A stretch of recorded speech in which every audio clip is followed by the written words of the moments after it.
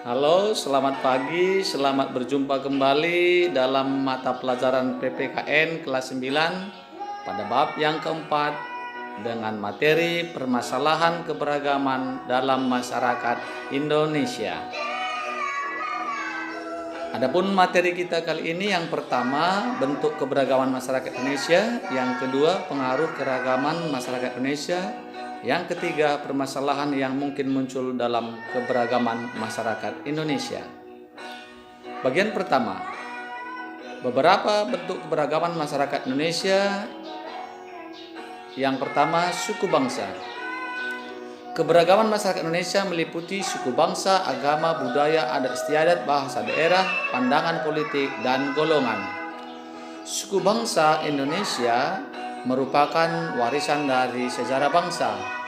Persebaran suku bangsa dipengaruhi oleh beberapa faktor seperti geografis, perdagangan, kedatangan para penjajah ke Indonesia. Setiap suku memiliki ciri dan karakter tersendiri satu dengan lainnya. Kearagaman masyarakat Indonesia merupakan kekayaan tak ternilai harganya dan harus dijadikan kekuatan untuk mempersatukan bangsa Indonesia. B. Adat istiadat. Adat istiadat merupakan peraturan tentang perbuatan manusia yang dilakukan sejak zaman nenek moyang kita secara turun-temurun, diikuti oleh generasi penerusnya. Bagi setiap yang melanggar adat akan diberikan sanksi hukum yang disebut hukum adat. Sistem kekerabatan yang masih kuat dianut oleh masyarakat Indonesia diantaranya yang pertama parental, yaitu sistem kekerabatan yang menarik garis keturunan dari kedua belah pihak, ayah dan ibu. Kedua laki-laki dan perempuan memiliki hak yang sama.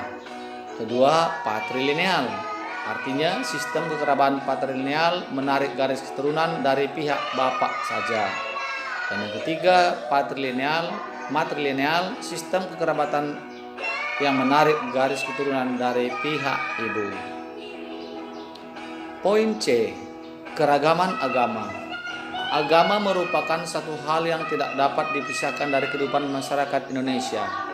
Karena suku, bangsa, letak geografis dan latar belakang sejarah merupakan faktor penyebab terjadinya keberagaman agama. Pemerintah telah menetapkan agama di Indonesia, diantaranya agama Islam, Kristen, Katolik, Hindu, Buddha, dan Konghucu sebagai agama yang resmi bagi penduduk di Indonesia. Poin kedua, pengaruh keberagaman masyarakat Indonesia memiliki dampak positif.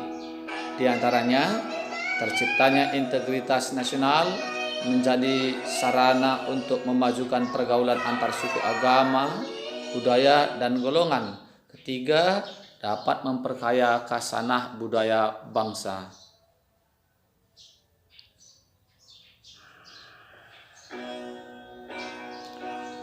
Dampak negatif diantaranya terjadinya konflik dalam masyarakat, muncul sikap primordialisme, munculnya sikap etnosentrisme, dan fanatisme yang berlebihan.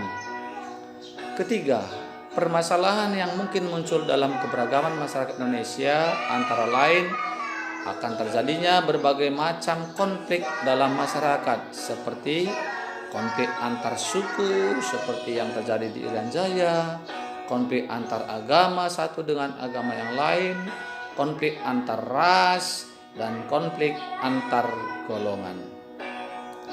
B. Penyebab konflik dalam masyarakat.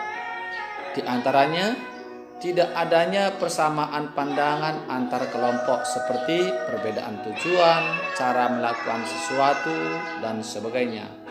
2. Norma sosial tidak berfungsi dengan baik sebagai alat mencapai tujuan. 3. Adanya pertentangan norma dalam masyarakat sehingga menimbulkan kepada masyarakat. 4. Sanksi pelanggaran norma tidak tegas.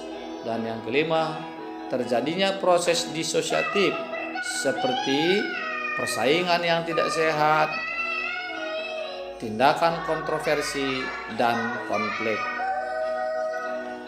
Adapun beberapa gejala yang dapat menyebabkan konflik dalam masyarakat antara lain: 1. Gejala menguatnya etnosentrisme kelompok, yang artinya perasaan satu kelompok merasa dirinya paling baik, paling benar, paling hebat sehingga mengukur kelompok lain dengan nilai dan norma kelompok sendiri. 2. Stereotip terhadap suatu kelompok, artinya anggapan yang memiliki terhadap suatu kelompok yang bersifat tidak baik. 3. Hubungan antara penganut agama yang kurang harmonis. 4. Hubungan penduduk asli dan penduduk pendatang kurang harmonis. Demikianlah materi kita pada pagi ini. Sebagai tugas yang pertama, sebutkanlah keanekaragaman dalam masyarakat di Indonesia. Yang kedua, sebutkanlah dampak positif dan dampak negatif konflik. Dan yang ketiga, sebutkanlah gejala-gejala konflik. Silakan kerjakan dalam buku latihan. Semoga tetap dalam keadaan sehat. Salam sehat. Sekian dan